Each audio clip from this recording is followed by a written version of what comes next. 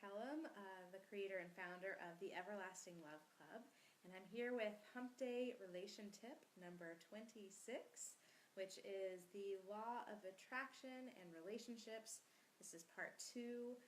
Last week I started talking about the law of attraction and how it applies to relationships, and so if you missed that one, go back and check that out. This one I really want to talk about the steps of the law of attraction and how that works. I talked a little bit about the emotional guidance scale last week. I've also talked about that, I think it was late September, so you can go back and check out that video. Today I really want to talk about intention, and I want to talk about the steps of the law of attraction, how you can use that to your advantage in relationships.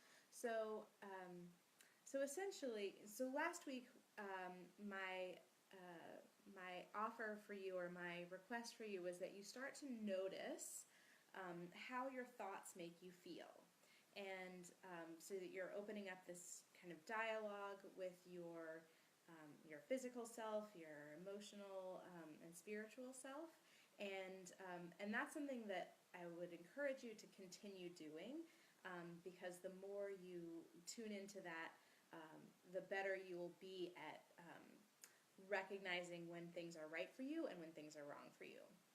So I wanted to get that out of the way first. Secondly, so law of attraction, there's all different ways that you can describe how it works. I think that the easiest way to talk about it is with this 3-step process that Abraham Hicks shares, which is step 1, you have to get clear about what it is that you want. You have to ask for what you want. Step 2 is the universe, or God, or source energy, or whatever you want to call it, brings together all of the components of what is needed to give you that thing that you want. And step 3 is you have to line up with it. You have to get yourself into alignment with it. You have to tune your radio station dial, if you like that analogy, to that thing, so that you can actually experience manifesting that thing that you are wanting.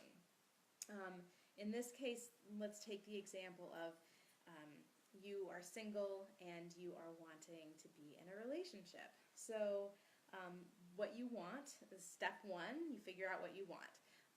And you either do that by learning about something like relationships and being like, oh, I would like one of those, or you learn about it by the contrasting experience, the not having of some things, or the having of something that you don't like.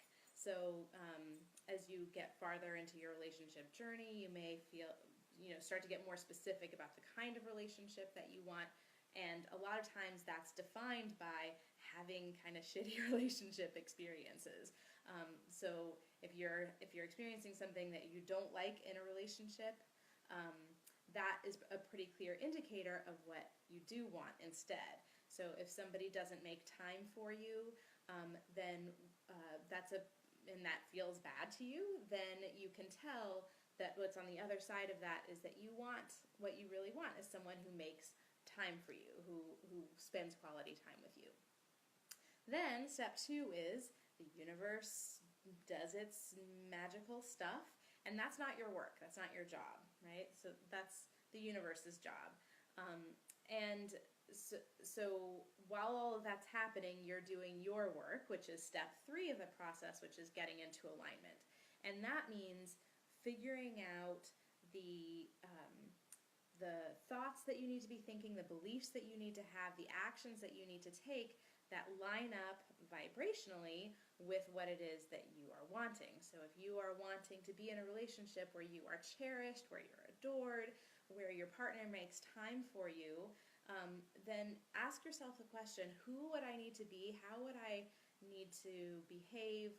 What way would I naturally during the day behave if that was already happening in my life? If you were already tuned into that station, if you already had that, what kinds of things would you think? What kinds of things would you do? What would be your beliefs about yourself? And that's where you're aiming towards. And so just a little side note about that. That's not a place that you necessarily get to instantly. So you wouldn't necessarily be able to go from, oh my God, I'm never going to find the right person for me, to, wow, everything's great in my life and I have the perfect man now, and everything's wonderful and he treats me like a queen, right? So um, you have uh, you have the starting point, and then you have your ultimate end point, that place that you're setting this intention that you want to get to, and you just gradually course correct.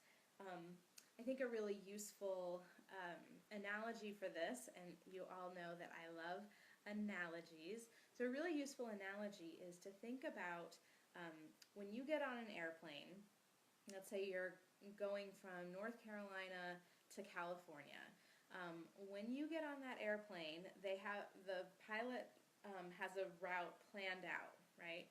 Um, and it's a straight line, but very often, most of the time, probably 90% of the time, maybe even more than that, your airplane is not following that set path. It's going over here, and then the pilot has to course correct, and then you go over here, and so the whole time you're sort of doing this instead of making that straight line. And our life experiences are that way. We're most of the time going to be a little bit off course, but as long as our focus and our intention is on gradually kind of bringing ourselves back to focusing where we're wanting to go, then ultimately we will get to that place. So that's my relation tip for you today, is to really think about that part of the journey where you are course correcting. So it doesn't need to be huge adjustments. You don't need to be a totally different person tomorrow than you are today. You're just doing little course corrections. So you start to notice yourself straying from your plan.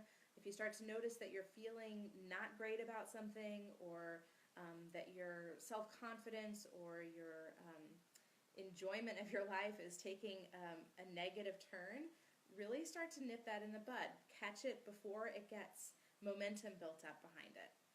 And then you'll start to notice that it'll be your natural tendency to kind of guide yourself into the direction of what feels good to you, instead of just kind of letting yourself go off in all sorts of crazy directions that your monkey mind will happily take you on. So that's my relation tip for you today.